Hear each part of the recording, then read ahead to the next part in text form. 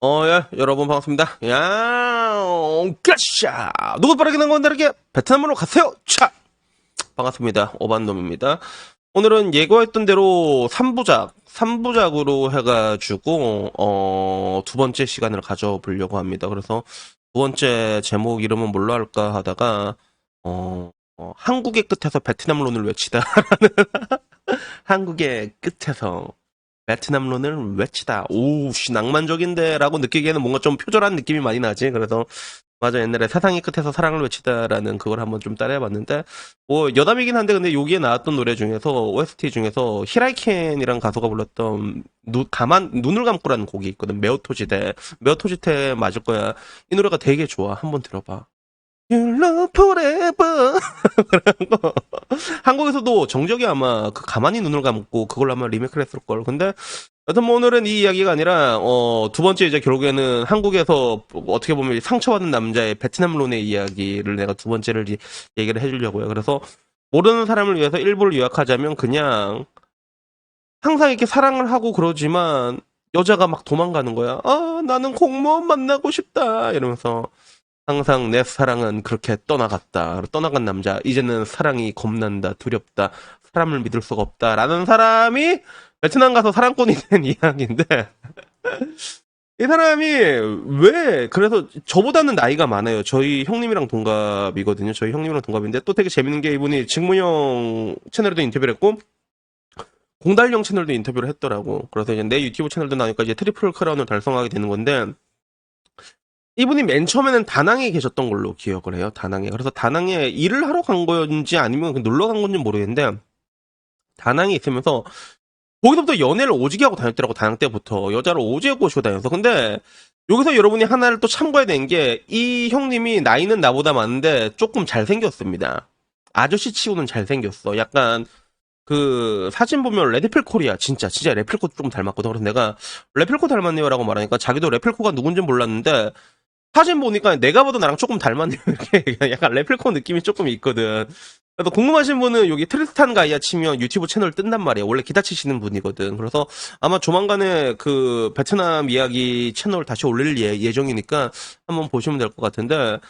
근데 그분이 다낭 쪽에서 맨 처음에 있었는데도 근데도 여자들을 엄청 많이 만나고 다녔던 것 같아. 그러면서 그냥 뭐 결혼이고 뭐고 다 내려놓고 연애만 하니까 속 편해요 어바님 이러면서 여자를 오지게 만나다가 그러다가 이분이 원래 기타를 치다가 하노이 쪽으로 기타 강사로 취직이 된 거야. 하노이 쪽으로 기타 강사를 취직을 하게 된 거거든. 그래서 보통 제가 지금도 아마 그럴 거야. 그래서 내가 옛날에 2018년 기준인데 그때만 해도 호치민의 평균 월급이 한 50만 원 안팎이었거든. 50만 원 안팎인데 근데 호치민에 은근히 한국인들이 많단 말이야. 그래서 한국인들을 고용하는 금액이 있을 거 아니야. 근데 기본적으로 한국인을 고용할 때는 베트남 사람이 4배 정도가 들어갔던 걸로 제가 들어서 알고 있어요. 그래서 보통은 한 200 정도, 요 정도 가격으로 이렇게 한국 사람들이 일을 하는데, 근데 베트남에서 200을 벌잖아? 그러면 생각보다 먹고 살만해, 진짜.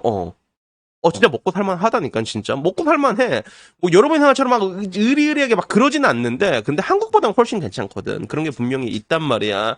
그래도 그 사람이 또 이제 하노이 가서 이렇게 기타 치다가 그러다가 이제 이게 사람을 만나게 된 거야. 그게 저 지난 시간에 올려줬던 그 여자였는데 이 여자가 돌싱녀라고 하더라고. 돌싱녀. 나이도 30 초반인가 그런데 어차피 뭐 나는 자기는 뭐 이제 40 이제 40 한 둘 해들이 되니까 뭐 띠동갑 되니까 뭐 기분 좋게 좋은 감정으로 만나고 있었는데 우선은 뭐 연애를 할 때 되게 좋았다고 하더라고. 그래서 왜 좋았냐니까 제가 어바님 말한 대로 되게 인텔리한 여자를 만났다고 얘기를 하더라고. 그래서 그 여자 나름 집안도 좋고 대학교도 나오고 그리고 그 외국계 기업에 취직을 한 여자였다고 하더라고 실질적으로. 그러다 보니까 데이트 비용에서 이런 데서 압박감도 못 느끼고 되게 좋다 이렇게 얘기를 하면서 둘이 되게 아름다운 사랑을 잘 만들고 있는 것처럼 보였어. 그때까지는. 근데 이제 문제는 이제 여자가 뭐라고 해야 될까? 처음에 좀 약간 이제 간을 보기 시작하는 거예요, 여자가. 왜냐하면 여자는 아직 30대 초반이고 새 출발을 할 수가 있잖아. 새 출발을 할 수 있으니까 결국에는 이제 결혼할 의사가 있냐 이런 식으로 했는데 근데 사실 남자 입장에서 내가 알기로는 그 여자가 아이가 있었던 걸로 기억하거든. 근데 나도 뭐 돌싱녀랑 결혼할 수 있어요라고 하면 결혼을 할 수는 있지만 애가 있는 돌싱녀하고는 결혼할 생각이 없단 말이야. 내가 웬만해서는 그 여자의 전 남편의 애까지 사랑해줄 자신이 없어. 그냥 아이고 이쁘다 뭐 남자친구 여자친구 올 때는 뭐, 아이고 이쁘다 깎아다 사 먹어라 이럴 수는 있겠는데 내 와이프로 들여갖고 내 애로 들이는 건 전혀 질적으로 다른 문제거든. 그래서 나는 그렇게까지는 할 수 없을 것 같은 거야. 그리고 이게 나만 그런 게 아니라 일반적인 사람의 생각이잖아. 그래서 일단 맨 처음에 가야님이 한번 이제 그쪽으로 좀 튕갔던 걸로 기억을 해. 그런 쪽으로 이제 약간 순서는 다를 수가 있어. 근데 그러다가 이 사람이 하노이 쪽에서 기타를 가르치고 있었는데 호치민 쪽으로 더 큰 오퍼가 들어온 거야. 호치민에 좀 큰 음악 학원이 있었나 봐. 그래서 한국인 강사에 당신을 이제 초빙합니다. 이렇게 해서 이제 그쪽으로 이게 넘어갈까 말까 하다가 조건이 너무 괜찮아가지고 그래서 당시 내가 알기로 그 학원인데 거의 한 4, 500 정도 된다고 나 그 정도로 알고 있거든. 그러니까 호치민에서 월급을 4, 500 정도를 번다고 생각을 해봐. 여러분 지금 대한민국에 따지다 보면 보통 사람의 평균 사람의 10배 봉급을 한 달에 버는 거 아니야? 맞잖아. 안 갈 이유도 없었지. 그래서 그때 이제 결국엔 이렇게 티격태격 하다가 좀 이때 여자친구 좀 싸웠다고 하더라고. 싸웠는데 근데 결국엔 넘어가기로 한 거야. 근데 넘어가기로 하고 그 다음에 이제 이 여자는 또 이제 다른 사람을 또 이제 물색을 했나 봐. 이렇게 찾고 그랬는데 근데 또 이러다가 또 어떤 일이 벌어졌냐면 이 하노이에 있는 여자가 이 가야님이 돈을 그 정도 버는 걸 몰랐던 거야. 자기도 벌만큼 버니까 그 여자 한 200 정도 벌었다고 하더라고. 그러니까 나도 벌만큼 버는데 근데 그냥 기타 치고 이러니까 뭐 누가 돈을 많이 번다고 생각을 했겠어. 당연히 기본적으로 한국인들이니까 한 200 정도 벌겠다 이 정도로 생각을 했던 건데 이제 그 배 이상을 벌었던 거지.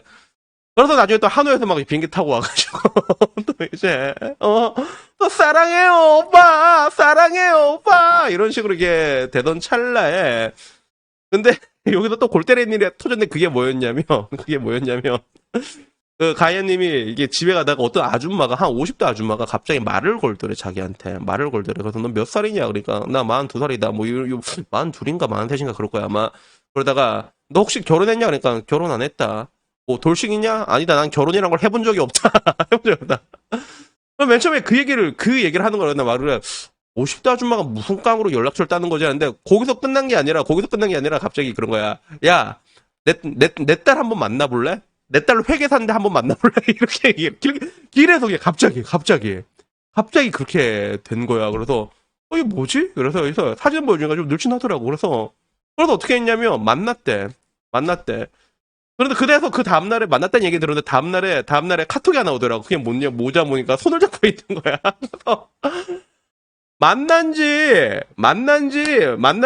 그 5시간도 내가 손잡고 지금 이제 이 남자도 이제 갈아탄 거야. 이쪽으로 이제 갈아탄 거야. 이제 그 사이 그냥 속전속결로 확 끝났더라고. 그래서 보면서도 야 저런 게 가능하단 말이야?